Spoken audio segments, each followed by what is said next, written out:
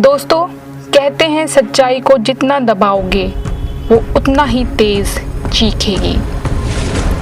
आज हम बात कर रहे हैं कर्नाटका के सबसे चर्चित सेक्स स्कैंडल केस की। एक ऐसा मामला जिसमें पावर थी, हवस थी, ब्लैकमेलिंग थी और एक औरत की हिम्मत ने सच्चाई को सामने लाकर रख दिया। एक मामूली सी साड़ी, 3000 वीडियो क्लिप्स और एक चेहरा जिसे कभी कर्नाटक का भविष्य कहा जाता था, आज वही चेहरा सलाखों के पीछे है।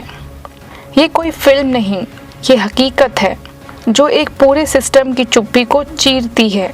तो बने रहिए इस वीडियो के अंत तक, क्योंकि जो खुलासे इस वीडियो में होने वाले हैं वो आपको अंदर से झकझोर के रख देंगे। वीडियो में आगे बढ़ने से पहले दोस्तों, आप सभी से रिक्वेस्ट है कि आप हमारे चैनल ट्रिगर टेल्स को सब्सक्राइब करना ना भूलें और कमेंट सेक्शन में अपनी राय हमें ज़रूर दें। तो चलिए वीडियो में आगे बढ़ते हैं। आखिर कौन है प्रज्वल रेवन्ना, जिसे कोर्ट ने दी है उम्र कैद?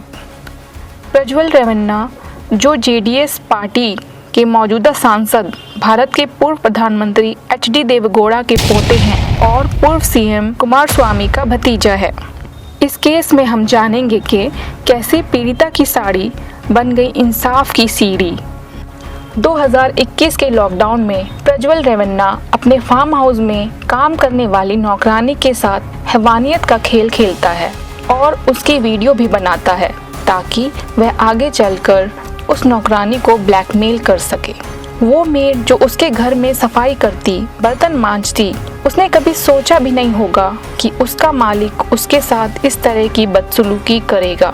प्रज्वल रेवन्ना ने यह घिनौना काम उस मेड के साथ कई बार किया और एक दिन ऐसा आता है जब वो वहां से भाग जाती है और रिपोर्ट दर्ज करने की हिम्मत नहीं कर पाती है। 20 अप्रैल 2024 चुनाव से ठीक 5 दिन पहले हासन कॉन्स्टिट्यूएंसी, जहां से प्रज्वल रेवन्ना मौजूदा एमपी थे, वहां अचानक कुछ अज्ञात लोगों ने लोगों के घरों, बाजारों, बसों, ट्रेनों में पेन ड्राइव फेंक दी। लोग हैरान थे कि इन पेन ड्राइव में ऐसा क्या है। जब लोगों ने उन्हें खोला तो दंग रह गए।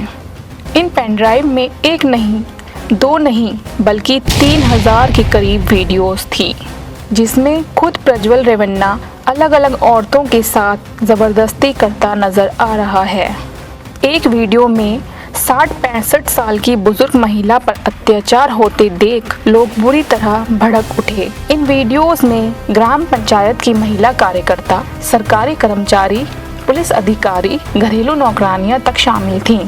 प्रज्वल रेवन्ना के ऑफिस की तरफ से शिकायत दर्ज होती है कि उनके नेता के खिलाफ साजिश रची जा रही है ताकि मौजूदा इलेक्शन में उनकी छवि खराब की जा सके।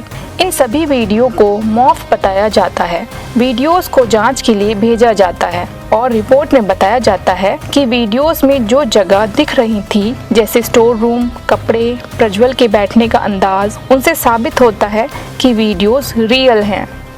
26 अप्रैल 2024 को चुनाव हो जाता है और प्रज्वल रेवन्ना अपने डिप्लोमेटिक पासपोर्ट का इस्तेमाल करके जर्मनी भाग जाता है। 28 अप्रैल 2024 को प्रज्वल के घर काम करने वाली 48 वर्ष की महिला होले नरसीपुर थाने पहुंची। यह वही नौकरानी है जो घर से भाग गई थी। यह हिम्मत जुटाकर प्रज्वल के खिलाफ रिपोर्ट दर्ज करवाती है। वह बताती है कि जब उसने काम शुरू किया तब उस घर में 6 महिला नौकरानी और बाकी पुरुष थे। जब प्रज्वल घर आता था सभी नौकरानियां डरने लगती थीं।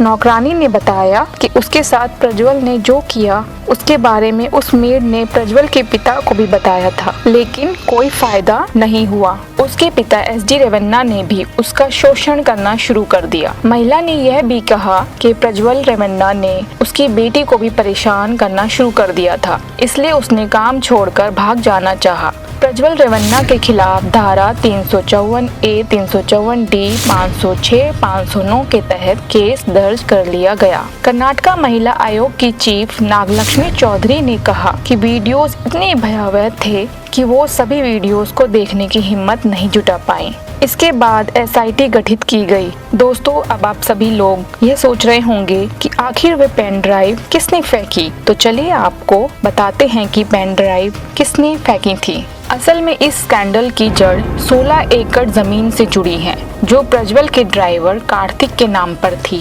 कार्तिक 15 साल से उनके साथ काम कर रहा था, जिससे वो उनका भरोसेमंद आदमी बन चुका था। प्रज्वल ने जब जमीन वापस मांगी तो कार्तिक ने देने से इनकार कर दिया। प्रज्वल को ब्लैकमेल करने के लिए कार्तिक ने उसके फोन से ये सभी वीडियोस पेन ड्राइव में ट्रांसफर कर ली। कार्तिक ये सब वीडियोस लेकर बीजेपी नेता देवराजे गौड़ा, जो प्रज्वल के अगेंस्ट इलेक्शन लड़ चुके थे, उनके पास पहुंचा। कार्तिक ने उन्हें सारी जानकारी दी और पेन ड्राइव भी दे दी ताकि कोर्ट में पेश हो सके।